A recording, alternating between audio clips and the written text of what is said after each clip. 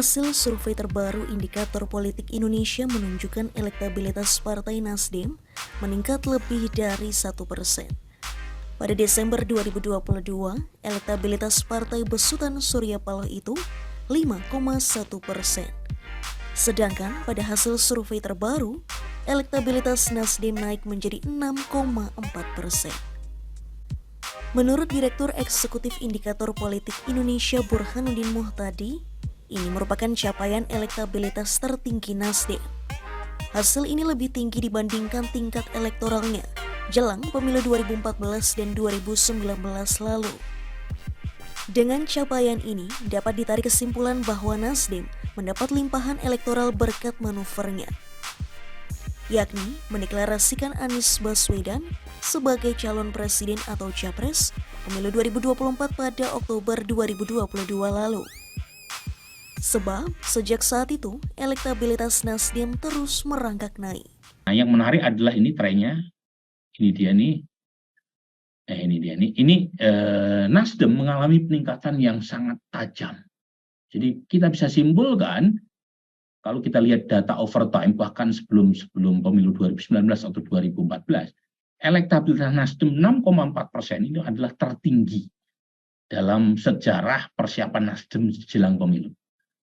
Nah, jadi kita bisa sedikit mengambil kesimpulan, Nasdem sudah mendapatkan insentif positif atas deklarasi Anies sebagai capresnya.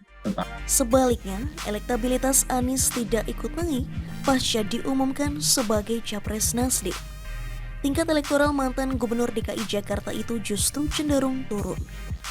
Pada survei Desember 2022, elektabilitas Anies sebesar 22,8%. Namun di Februari 2023 turun menjadi 21,7%. Selain Nasdem, sejumlah partai politik turut mengalami kenaikan elektabilitas.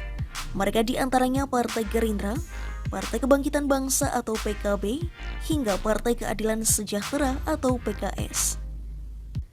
Bersamaan dengan itu, beberapa partai politik mengalami penurunan tingkat elektoral, yakni PDI Perjuangan dan Partai Golkar. Survei ini digelar pada Februari-Maret 2023 dengan melibatkan 2020 responden yang diwawancarai secara tatap muka. Dalam survei 9 hingga 16 Februari 2023, jumlah sampel sebanyak 1.220 orang dengan jumlah margin of error sekitar 2,9%. Sementara dalam survei periode 8 hingga 12 Maret 2023, ada 800 responden dengan margin of error sebesar 3,5%. Penarikan sampel dalam survei ini dilakukan dengan metode multi-stage random sampling.